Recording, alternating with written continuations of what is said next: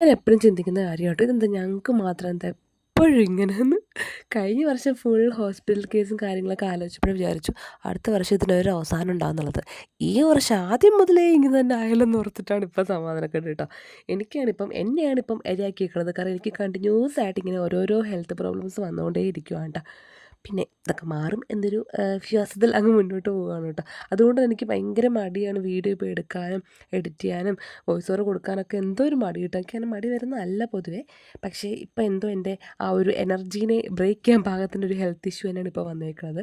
പിന്നെ പോട്ട് ഇതൊക്കെ മാറും എന്ന വിശ്വാസത്തിൽ അങ്ങ് മുന്നോട്ട് പോവാണ്. അപ്പോൾ ഞാൻ ഇതുപോലെ എന്തെങ്കിലുമൊക്കെ എനിക്ക് വരുമ്പോൾ ഞാൻ ആലോചിക്കും, നമുക്കിത് ചെറുത്, ഇതിനപ്പുറം അനുഭവിക്കുന്ന എന്തോരം ആൾക്കാരുണ്ടെന്ന് ഞാനിങ്ങനെ സ്വയം ഇങ്ങനെ വിചാരിച്ചങ്ങ് ആശ്വാസം കൊള്ളു കേട്ടോ കേസ്.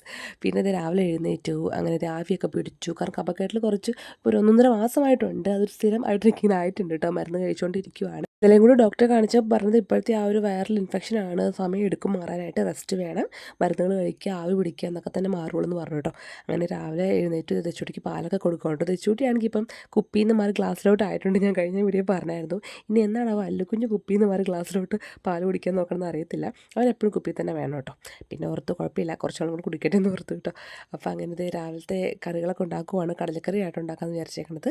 അപ്പോൾ എനിക്കിപ്പം ഈ ഒരു കഫക്കെട്ടിൽ ചുമയൊക്കെ വന്നതിന് ശേഷം എനിക്ക് ടേസ്റ്റ്, സ്മെല്ല് എല്ലാം തന്നെ പോയി. അപ്പോൾ എല്ലാം ഒരു ഊഹമാണ് കേട്ടോ. ഉപ്പ് മണം അറിയാണ്ട് നമുക്കൊന്നും ഇപ്പോൾ ഉപ്പ് ആഡ് ചെയ്യാനൊക്കെ ഭയങ്കര പാടാണല്ലോ. അപ്പോൾ ഒരു ഊഹത്തിനൊക്കെ എല്ലാം അങ്ങ് സെറ്റാക്കിയിട്ടാണ് കറിയൊക്കെ ഉണ്ടാക്കുന്നത്. പക്ഷേ ഇതുവരെ കുഴപ്പമൊന്നും ഉണ്ടായില്ല.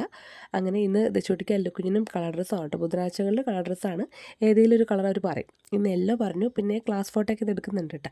അതുകൊണ്ട് കുറച്ച് അടിപൊളിയായിട്ടൊക്കെ ഞാൻ ഒരുക്കി പൊട്ടൊക്കെ ഇട്ട് വിടുവാണ് കേട്ടോ. പേട്ടയിൽ എഴുന്നേറ്റ് വരുന്നേ ഉള്ളൂ.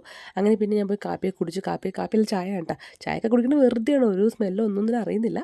അങ്ങനെ ഡ്യൂട്ടിക്ക് കയറി കേട്ടോ. അപ്പോൾ എന്തായാലും ഇന്നത്തെ ഒരു വിശേഷം ഇത്രയേ ഉള്ളൂ കേട്ടോ. നമുക്ക് വീണ്ടും അടുത്ത വീഡിയോ കാണാം. ബൈ.